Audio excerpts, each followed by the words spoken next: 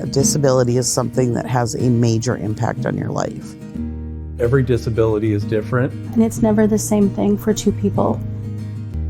I am blind in my right eye totally and partially sighted in my left eye. I was 18 years old. We were traveling way too fast on a gravel road. Broke my neck, my back. My Asperger's syndrome and my cerebral palsy. I have anxiety and depression. People would have no idea just talking to me. Being independent means different things to different people. I want to live in my own house. I want to pay my own bills. Live independently and not rely on other people. When someone is not able to live as independently as they can, it does have a detrimental effect on people's physical and mental well-being. It's no complicated thing. It's just that people with disabilities want to be included. Plenty of people get stuck in ruts when they feel like they can't overcome something in their life. That's where Lift comes in. Living independently for today and tomorrow. Lift. We help people of all ages and all types of disabilities find the resources or acquire the skills to live as independently as possible. We serve the southeastern 18 counties here at the Billings office. We have a variety of things that we offer. We can help with grant funding for adaptive equipment. Maybe a home modification so they're able to access their home. We help people to find that funding. Helping people apply for Social Security benefits. Medicaid, Medicare, housing. They have a peer support group. Peer support, I think, is key. Sharing life experiences is one of the most powerful things to help people who might be new to disability, who might be struggling with their disability. Youth transitions is kids that are transitioning out of high school. They need to learn those adulting skills. It might be rent an apartment, learn how to grocery shop, budgeting. Help someone advocate for themselves in a school or an employment setting. One of our biggest strengths is providing folks with information and referral. If we can't help you, we hope to know who can. A lot of times we'll have a potential consumer call in and they think that they just have one need, and it turns out that we end up finding 3 or 4 things we can actually do for them. You can just come in and say, hey, I feel like I have this going on. Can you help me? And we can, which is so cool to me. I love that. Most of us on staff at Lift have identified ourselves as having one or more disabilities. That is helpful in many cases. It's easier to empathize with someone when you yourself have struggled with a disability. This is what we specialize in. This is who we are, and this is what we do. And it costs nothing to go to Lift. It's a nonprofit organization and they're there to help. Somebody that was a consumer that was working with Lift was asked to do an art project. He visualized that the balloon helps to lift people up. And then it became the logo, and it's stuck. There's been success on all kinds of levels. It's really rewarding to have a consumer go, hey, I was able to do this by myself today. We want people to live their best life as independent as possible. Live as everyone else in society and live as a part of society, not apart from society. Everybody needs help. Sometimes you just need a little more help, and that's okay. That's absolutely okay. There's plenty of life to live still, and there's a way you can do it. Keep chipping away at it, little by little by little.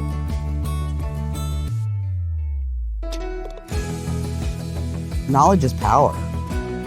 Let's share it, for crying out loud. Send us an email, give us a call. We'll do our best to help. We can definitely help figure out what your needs are and get started on that. We're one of many steps in the path to independence, and we're happy to be serving people here in the community.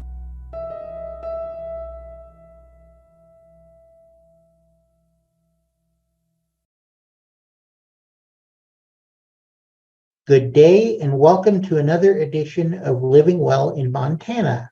Living Well in Montana is a program of living independently for today and tomorrow. Colloquially, we call ourselves LIFT, L-I-F-T-T. LIFT is a nonprofit center for independent living, providing advocacy and resources for persons with disabilities in an 18-county area of southeastern and south central Montana. My name is Jed Barton, and it is my privilege to be LIFT's Communications and Government Affairs Coordinator, and I am joined in hosting today's show by our Executive Director, Carlos Romalo. How you doing, Carlos?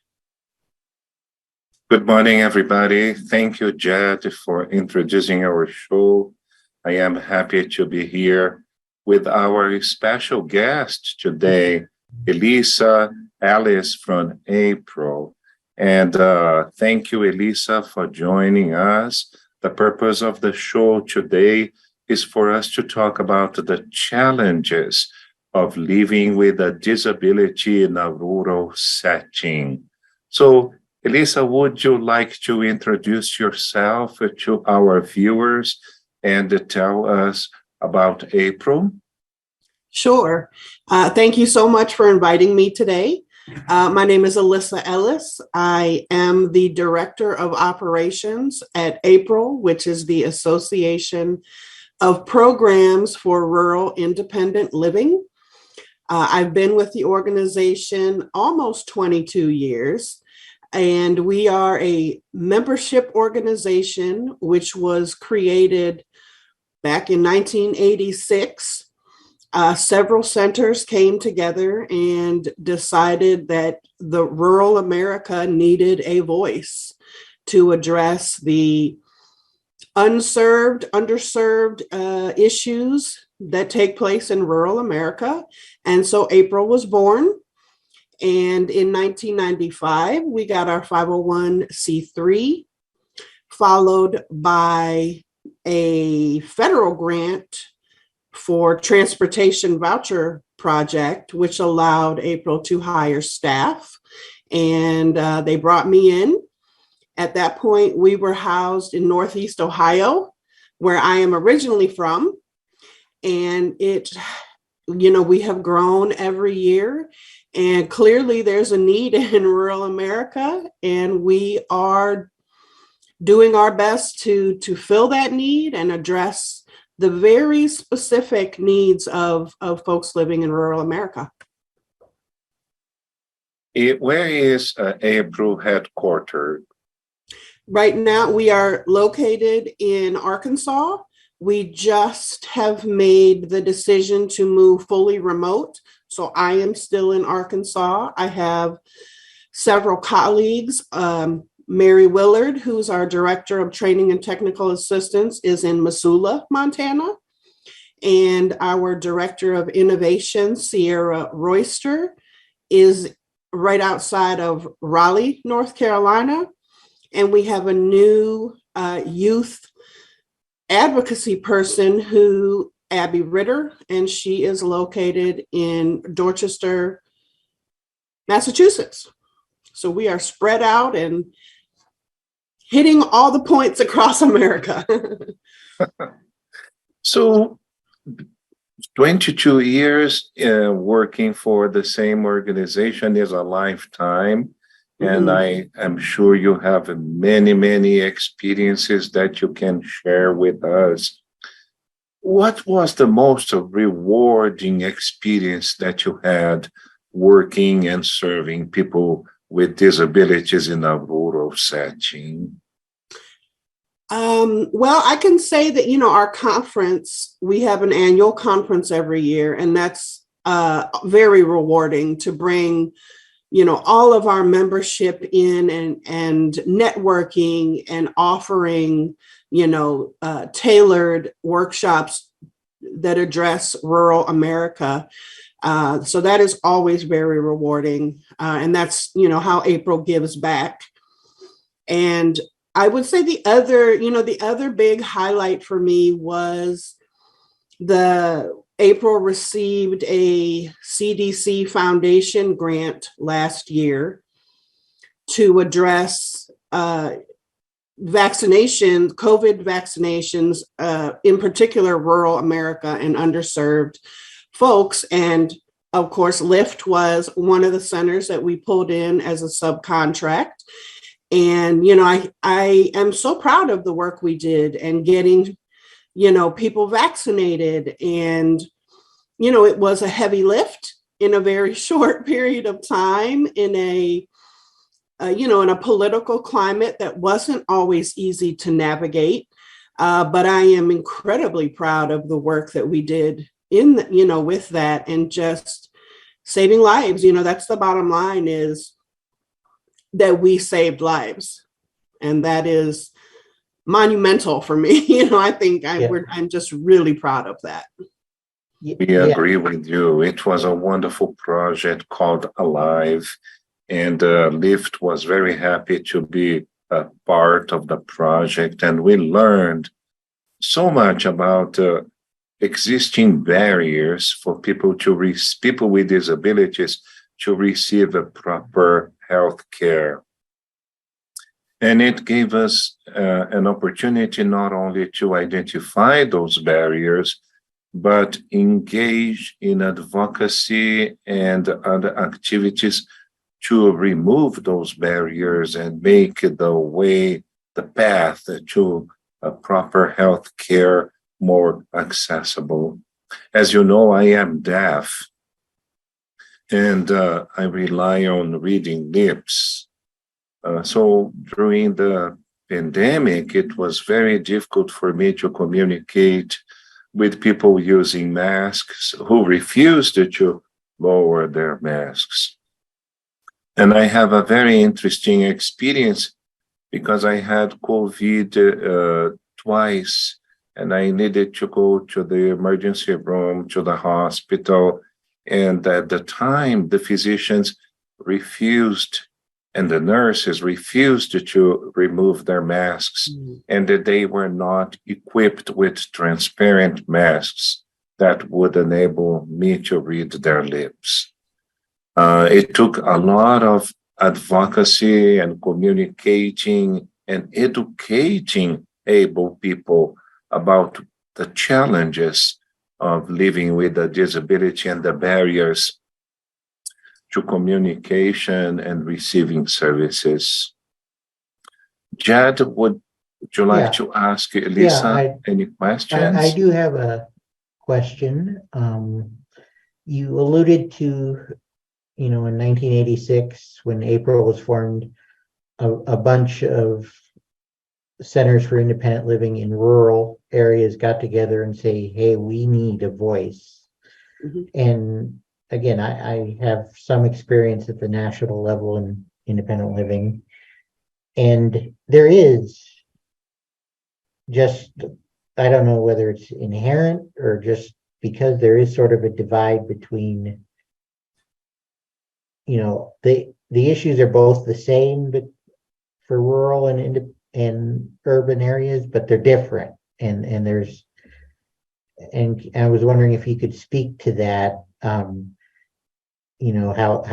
if you're even in Yellowstone County, Montana, which is 120,000 people, let alone Carbon County, Montana, which is like 3,000 people, or Treasure County, Montana, which I think is under 1,000. Could you speak to what the difference between that is and our big city brethren, and why that we feel the need to have an April as well as the larger organizations we're all a part of? Yeah, absolutely. And let me just say that April's roots and connection to Montana specifically go back as far as the, April itself. Mike Mayer at Summit Independent Living Center in Missoula was at that table when we decided that rural America needed a voice. We have been tied to the University of Montana, Dr. Seekins, Meg Tracy, all the great folks there They are our original family. ILRU in Texas was also at that table. And, I think for April, one of the first things priority wise we can probably all agree that always comes up is transportation. That is one of the biggest differences between rural and urban America. Chances are, if you live in urban America, you're on a bus line. There are taxis, there are Ubers now, Lyft. Rural America, those things do not exist. I myself live on a dirt road in Arkansas, in a very rural area. There is no bus line. The store is, 10 miles away. Whereas in an urban setting, chances are you're going to have at minimum a convenience store on the corner where you can go, for emergency supplies, and then catch that bus or that taxi to your grocery store if you don't have your own transportation. In rural America, you don't have those options usually. Even the nearest big city to me is Conway, Arkansas, and it probably has 20 or 30,000 people. They don't even have a bus line.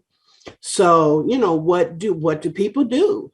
And the first grant that April received, with help from Dr. Seekins at University of Montana, was the starting a transportation voucher program in rural America to figure out how to coordinate with your local resources, your churches, whoever in your community might have a lift-equipped vehicle, the Department of Health, and bringing those people in to try to figure out how to get people with disabilities in rural America to the critical service appointments they needed, be it doctor's appointments, groceries, pharmacy, and, finding the creative ways to reach out to your community resources and coordinate with them. And it was a successful program.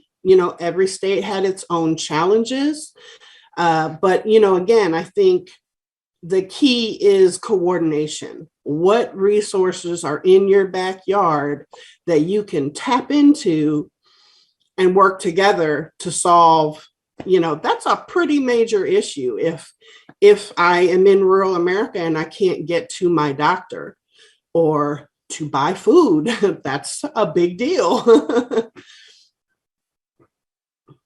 So you have worked for April for 22 years, and the Americans with Disabilities Act is 32 years old. Have you, during this period that you served, that lived at April, seen an evolution in compliance with the ADA in rural areas? Because Lyft provides services to 18 different counties, and I would say that all of them are rural. Mm-hmm. And sometimes one of the obstacles that we come across is understanding of the ADA.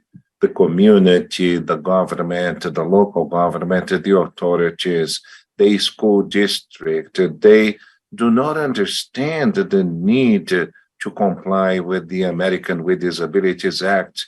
And they feel that because they are in a small location with a small population, they are exempt of compliance. And that's far from the truth.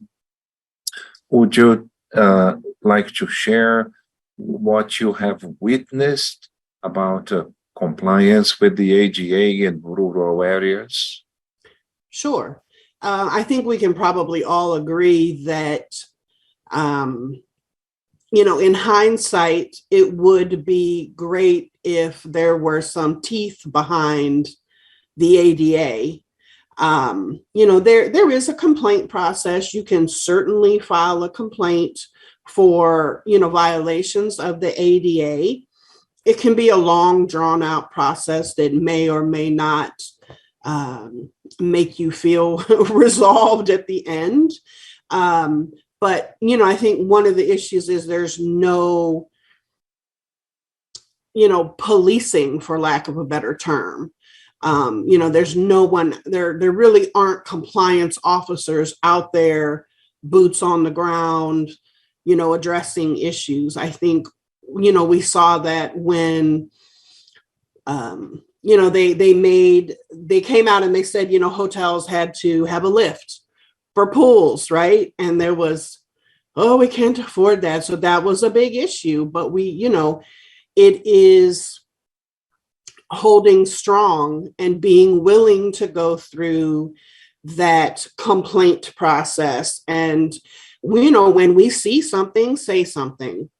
And for me, because one of the realms we are in is the April conference. So I approach every instance like that as a teachable moment. We run into things like, does the hotel offer, a shuttle from the airport to the hotel? Oh, yes, we do, but it's not lift equipped. Well, teachable moment, it has to be.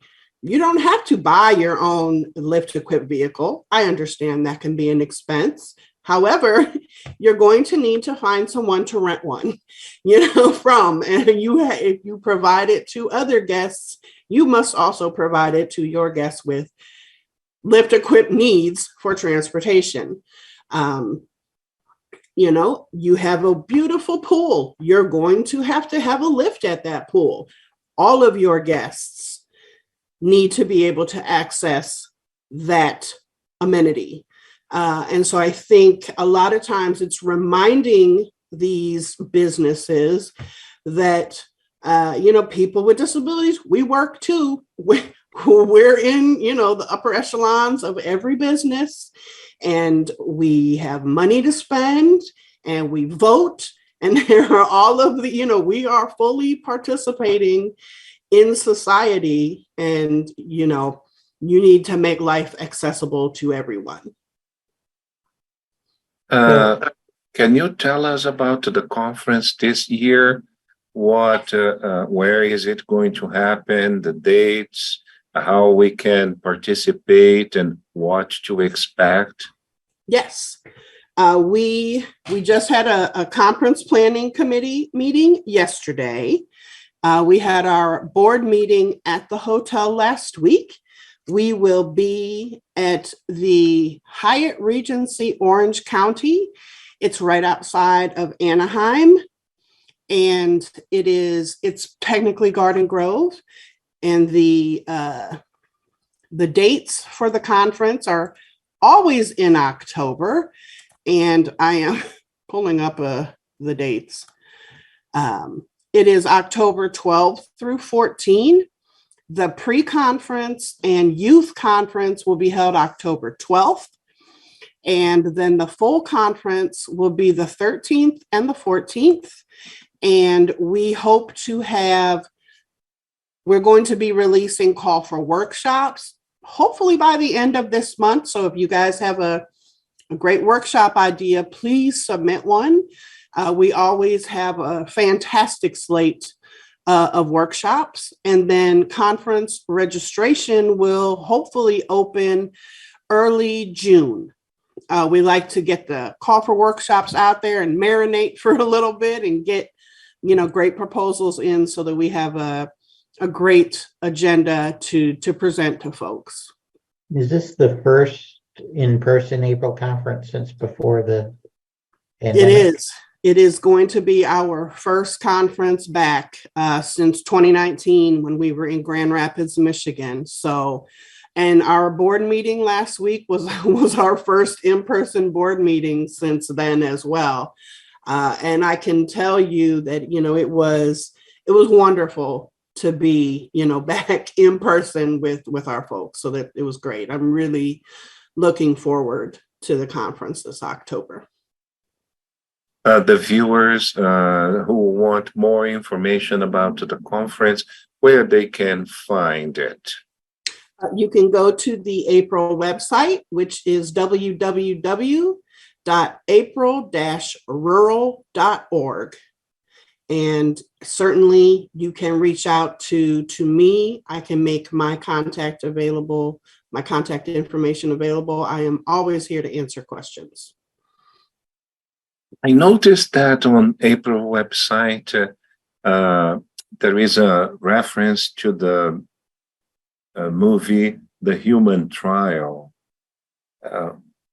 Would you like to tell us a little about this movie and why April is subscribing to it? I actually do not have any information about that. I know we have a new communications person, so lots of things are happening that I don't always know ahead of time. But I can, I can certainly get some information to you after the fact. Okay, that would be great. Recently, we had two interesting cases in the rural area. One was a grocery store that refused to make electric shopping carts available to people with disabilities. And the other was a library that refused to have an accessible restroom.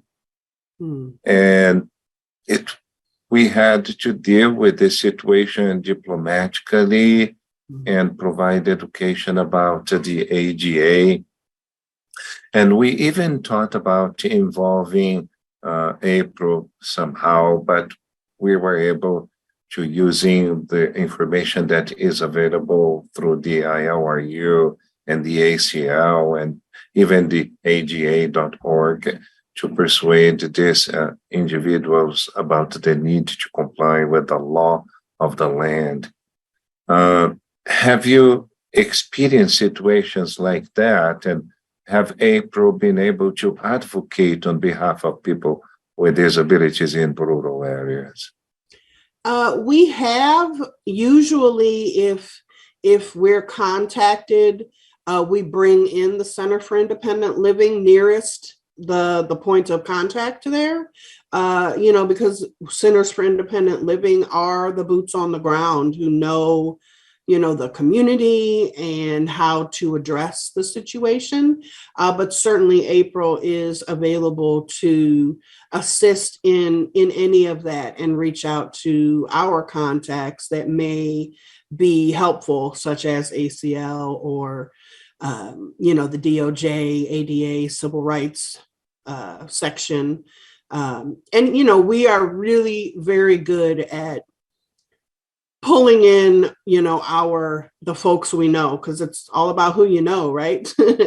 And so we're very good at reaching out to our resources and directing, providing those assistance to people to get ahead of things like that. There are 400 centers for independent living across the United States. How many of them do you think are serving rural areas? Probably most of them. Even your centers like that are based in, say, Philadelphia or Chicago, chances are they are serving a county that has a rural catchment area. They may not consider themselves a rural center, which, is understandable, but chances are you have a county with a rural catchment area.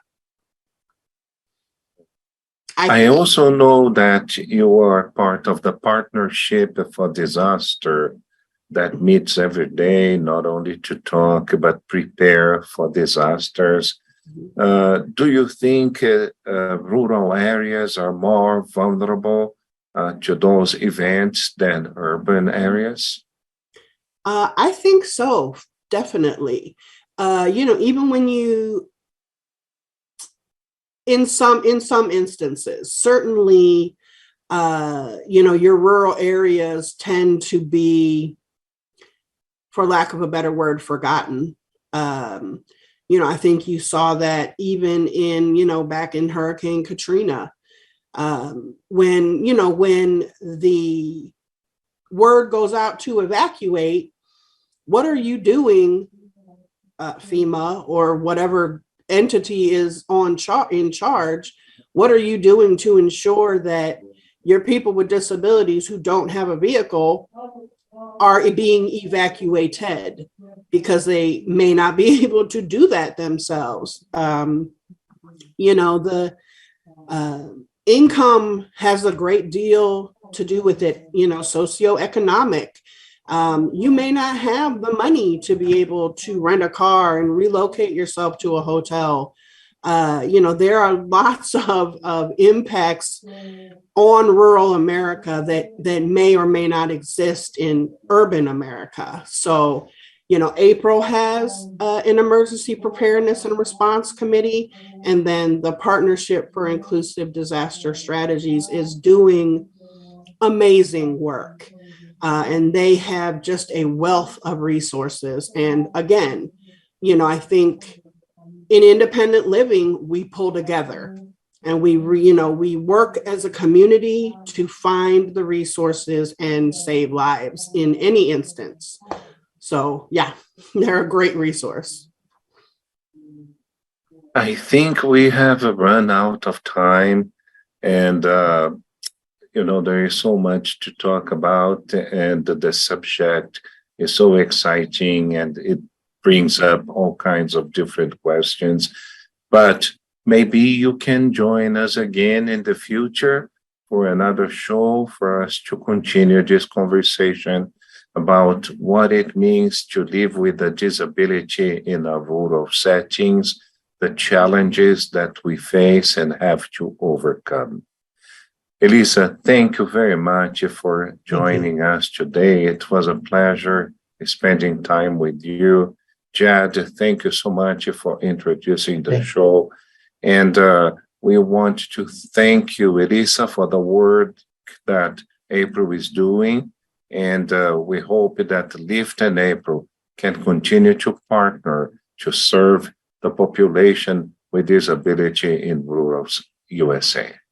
Yes, thank you so much. My pleasure.